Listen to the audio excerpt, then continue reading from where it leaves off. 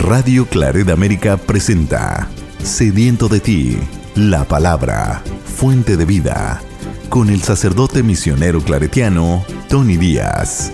Reflexiones diarias del Evangelio. Aquí iniciamos.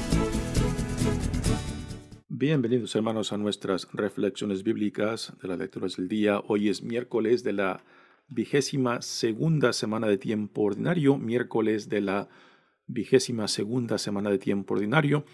La primera lectura de hoy viene de la primera carta de San Pablo a los Corintios, capítulo 3, versículos 1 al 9. Hermanos, anteriormente no pude hablarles como a hombres movidos por el Espíritu Santo, sino como a individuos sujetos a sus pasiones, como a cristianos todavía niños. Les di leche y no alimento sólido, pues entonces no lo podían soportar. Pero ni aún ahora pueden soportarlo, pues sus pasiones los siguen dominando, porque mientras haya entre ustedes envidias y discordias, ¿no es cierto que siguen sujetos a sus pasiones y viviendo en un nivel exclusivamente humano? Cuando uno dice, yo soy de Pablo, yo soy de Apolo, ¿no proceden ustedes de un modo meramente humano? En realidad, ¿quién es Apolo y quién es Pablo? Solamente somos servidores por medio de los cuales ustedes llegaron a la fe. Y cada uno de nosotros hizo lo que el Señor le encomendó. Yo planté, Apolo regó, pero fue Dios quien hizo crecer. De modo que ni el que planta ni el que riega tienen importancia, sino solo Dios, que es quien hace crecer. El que planta y el que riega trabajan para lo mismo, si bien cada uno recibirá el salario conforme a su propio trabajo. Así pues, nosotros somos colaboradores de Dios, y ustedes son el campo de Dios, la casa que Dios edifica. Palabra de Dios. El salmo responsorial es el Salmo 32 y el responsorio es: Dichoso el pueblo escogido por Dios. Dichoso el pueblo escogido por Dios. Feliz la nación cuyo Dios es el Señor.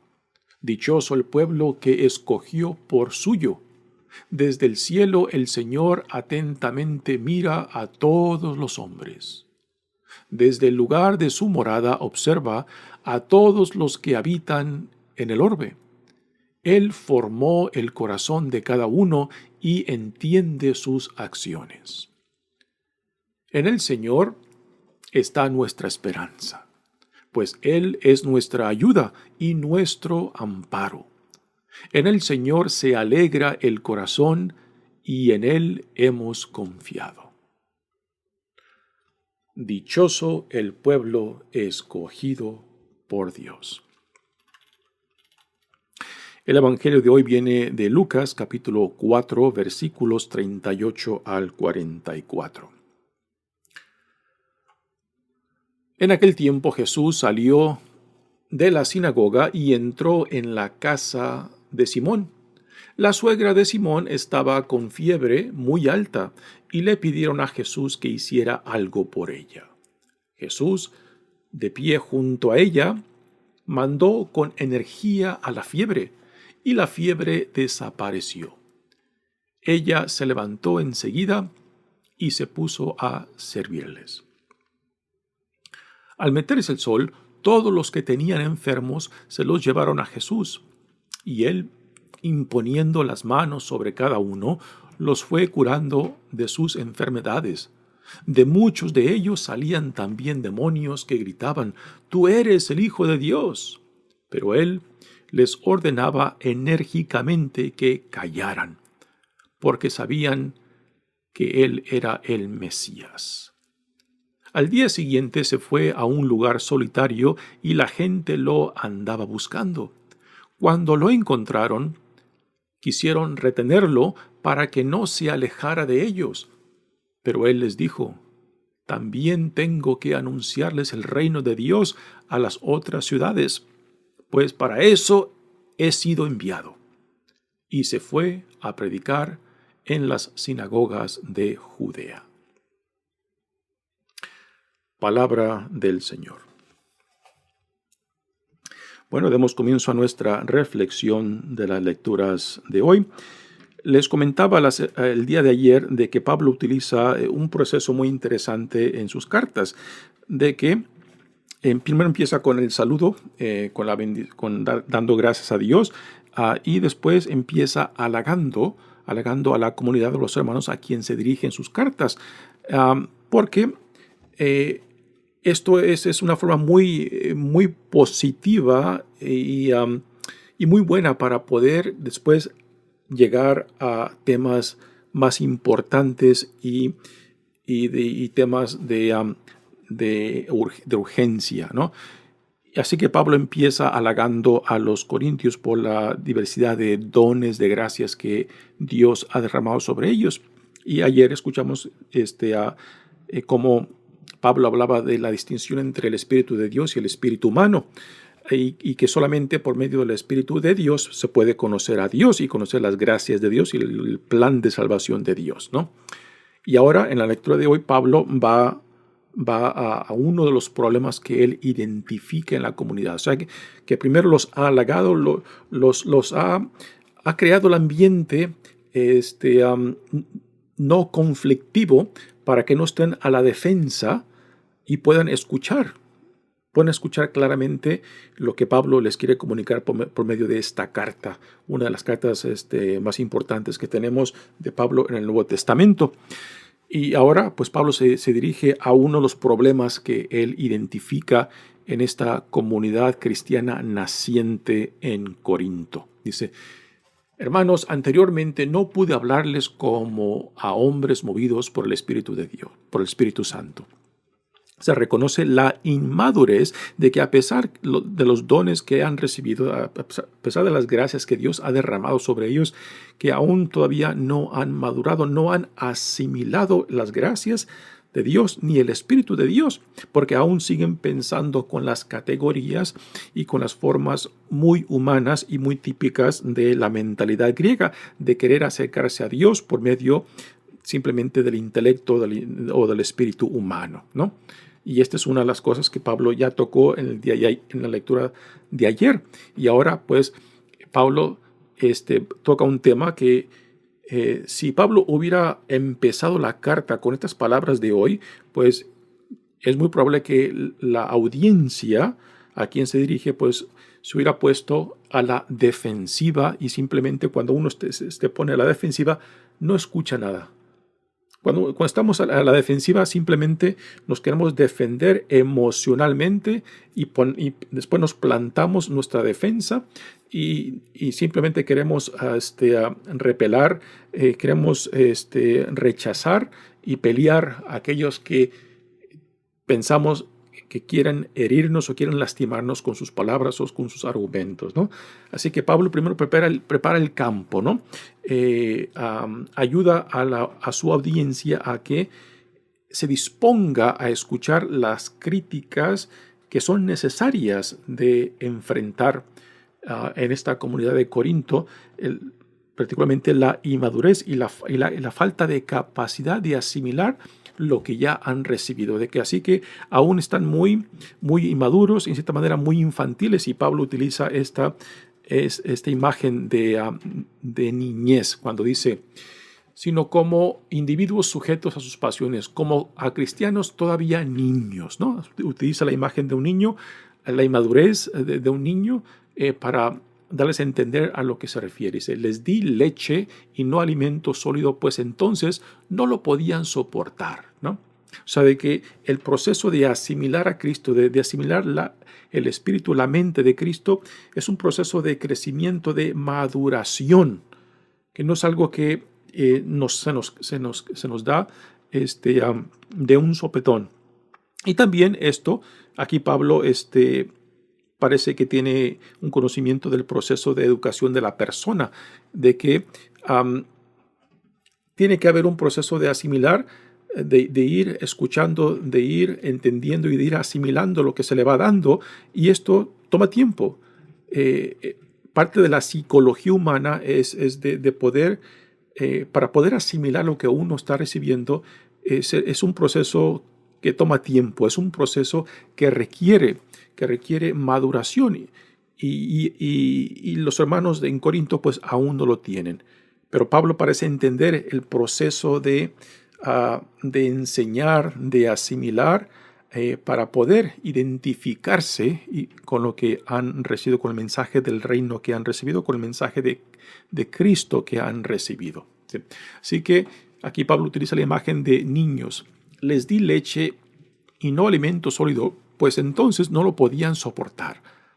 Pero ni aún ahora pueden soportarlo, ¿no? Aquí va ya no solamente crítica, sino que enseñanza de Pablo para la comunidad de Corinto, ¿no? De que aún les falta mucho, ¿no? De que no pretendan conocer a Cristo cuando aún no tienen la madurez de la mente de Cristo. No pretendan hablar de las cosas de Dios cuando no tienen el Espíritu de Dios todavía, ¿no?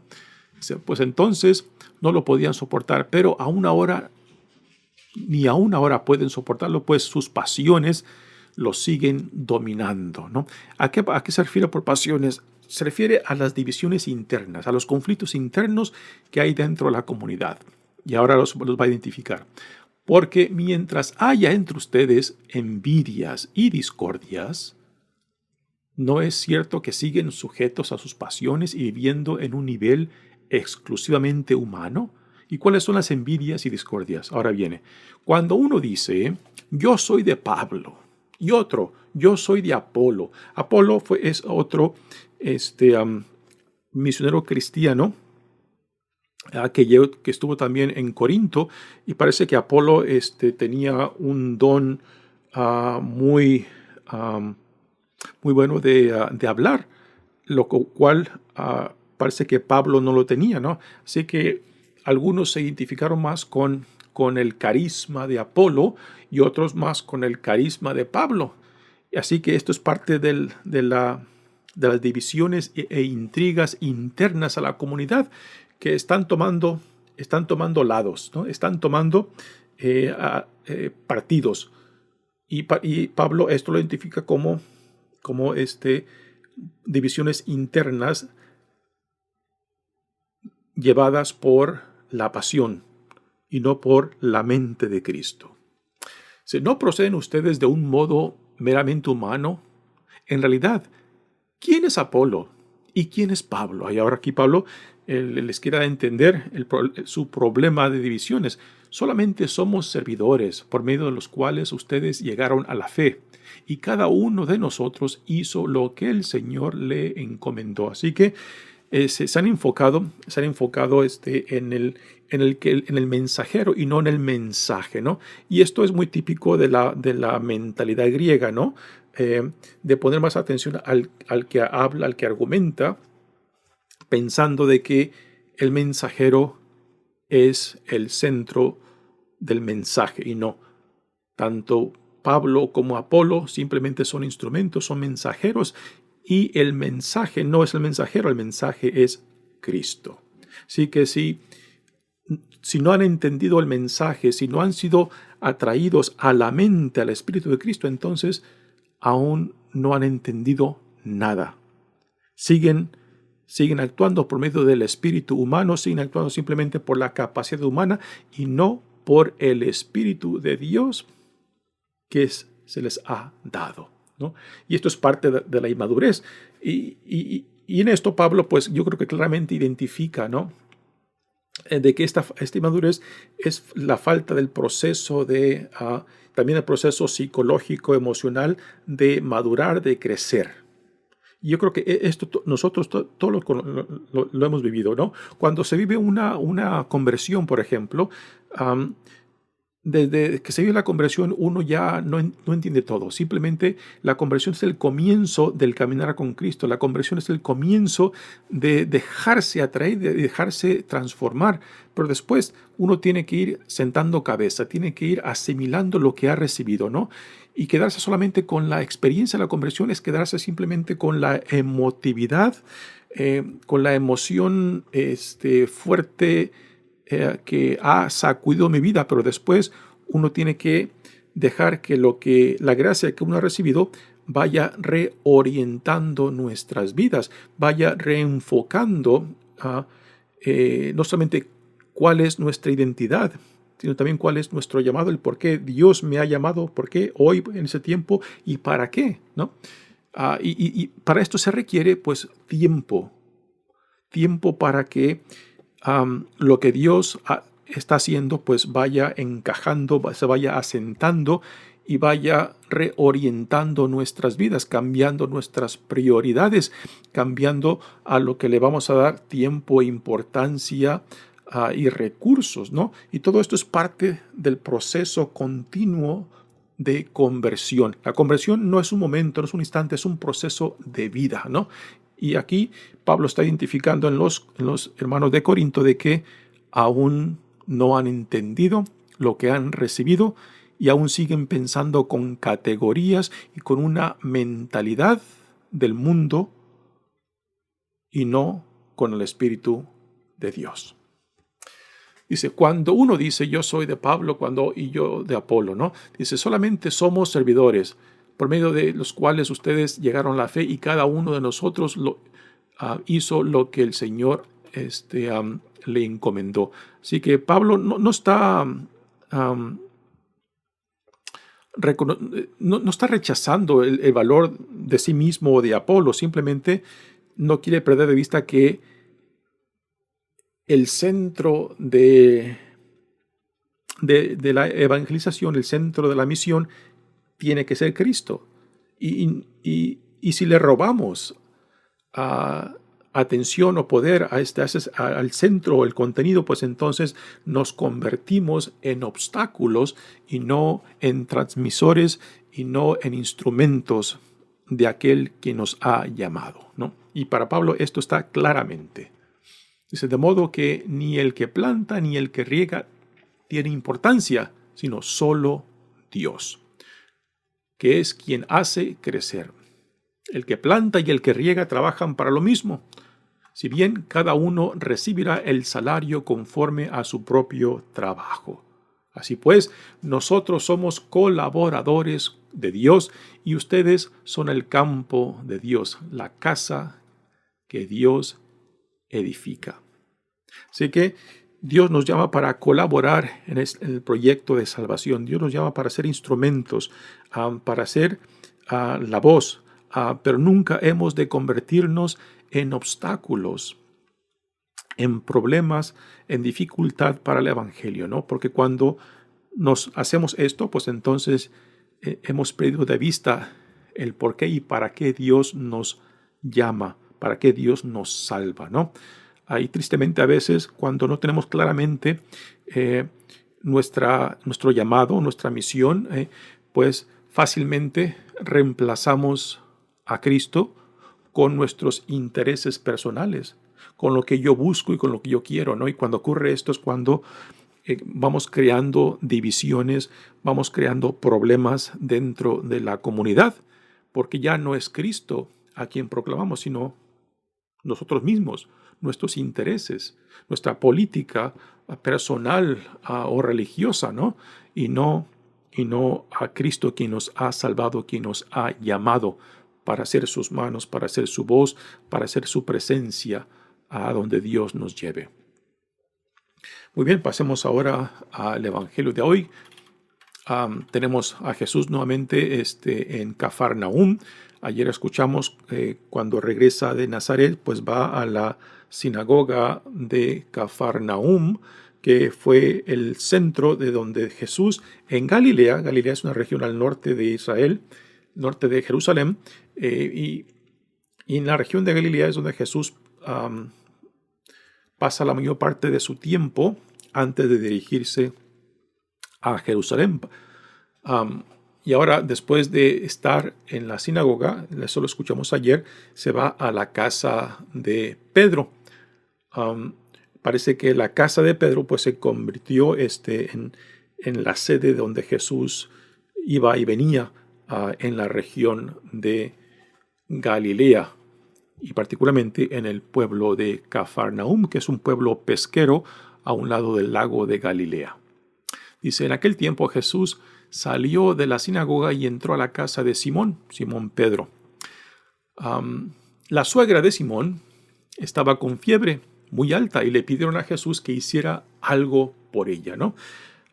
Ya la fama de Jesús se va creciendo acerca de su poder de sanación. Y aquí los discípulos, es muy probable de que Simón,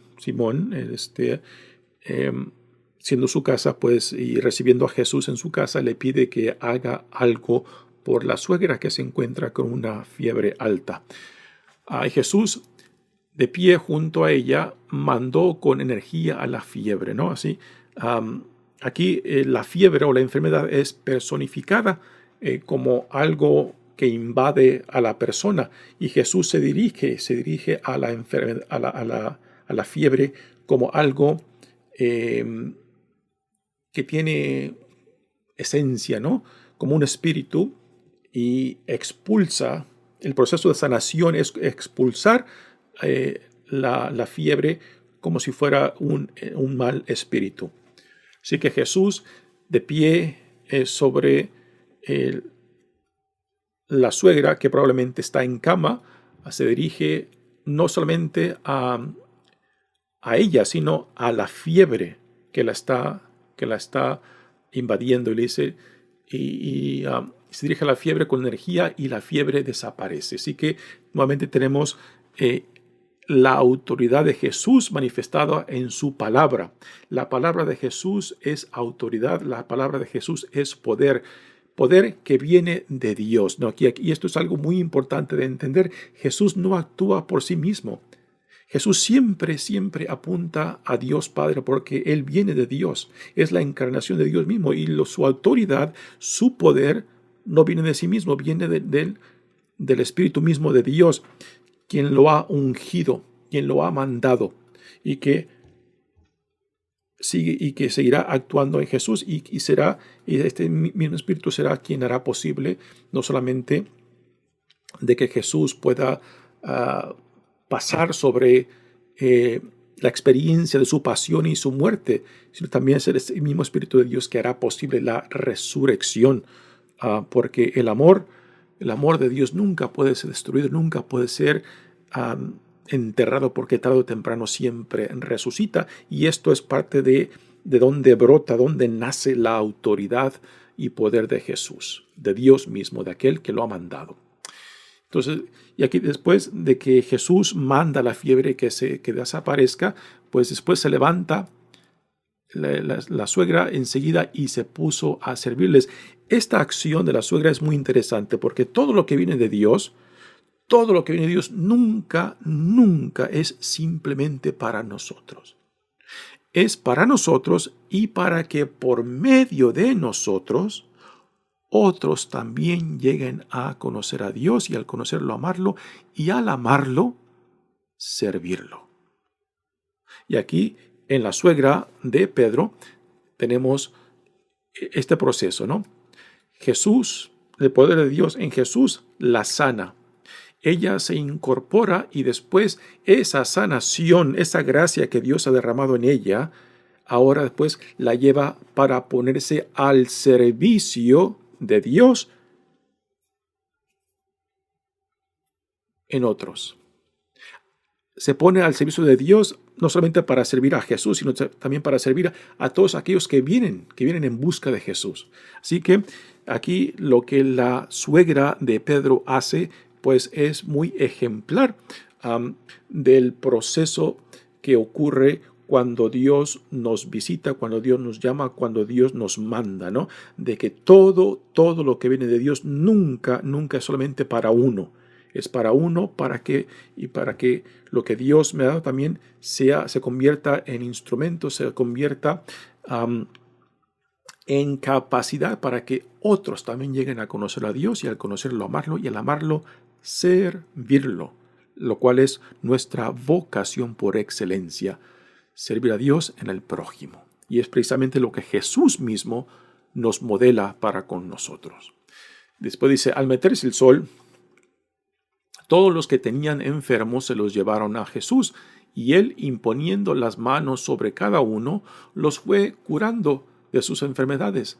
De muchos de ellos también salían demonios que gritaban, tú eres el Hijo de Dios. Y nuevamente aquí son los endemoniados, los poseídos, los que identifican claramente quién es Jesús, cuál es su identidad, de dónde proviene Él, de dónde proviene su poder y autoridad. Y tristemente, la gente que deberían, los líderes religiosos que deberían también identificar y reconocer al Mesías en medio de ellos, pues eran los que menos, y fueron los primeros en rechazar no solamente la identidad de Jesús, sino también la autoridad de Jesús. Así que los espíritus eran expulsados, y Jesús les ordenaba enérgicamente que se callaran. ¿Por qué? Esto ya lo escuchamos ayer también, en el Evangelio de ayer y también hoy. Jesús les ordenaba enérgicamente que se callaran, porque sabían que Él era el Mesías, ¿no? Y esto tiene que ver con las nociones que ya estaban en el aire acerca de la época mesiánica, de cómo iba a venir el Mesías, cómo tendría que ser y lo que iba a ser, ¿no? Y Jesús no encaja para nada en las nociones que ya se hablaban mucho acerca de la época mesiánica que esperaban, ¿no? De que algunos decían que el Mesías tenía que ser un tipo de rey en forma de David, que iba a regresar el reinado de David a la gloria de él, o quizás de que el Mesías iba a ser un tipo de revolucionario que iba a expulsar al imperio romano de sus tierras, o quizás iba a ser un Mesías, un tipo de líder religioso, sacerdotal, que iba a purificar la religión judía, ¿no?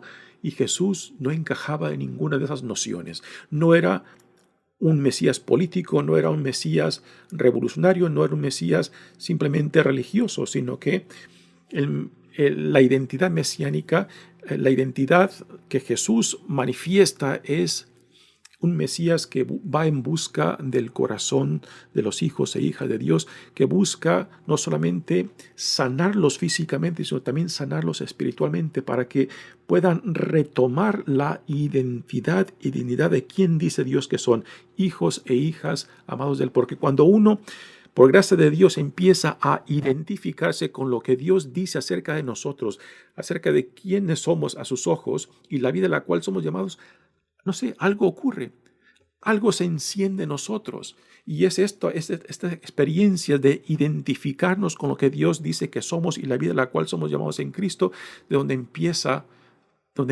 la vida en Cristo, de donde empieza el caminar como discípulos, de donde empieza uno a vivir como ciudadanos del reino que Dios ha inaugurado en Jesucristo. A esto se le llama conversión, pero no es una conversión de un momento, es un conversión de vida en el cual Dios nos reorienta según a la visión del reino, según a los valores del reino, según la vida a la cual somos llamados en Cristo. Así que la gente ve en Jesús algo nuevo, le traen la cantidad de enfermos. Uno puede imaginarse, ¿no? La casa de Simón, pues rodeada de tanta necesidad, rodeada de tantos enfermos, y Jesús no dándose abasto, ¿no? Pues sanando. Lo triste es de que quizás la gente simplemente iba en busca de Jesús por el milagrito, ¿no? Y aún hoy en día quizás muchos vamos en busca de Jesús por el milagrito, pero para Jesús los milagros, la sanación, la expulsión de los demonios no son más que testigos de lo que Dios viene haciendo en Jesús, lo cual es el reino.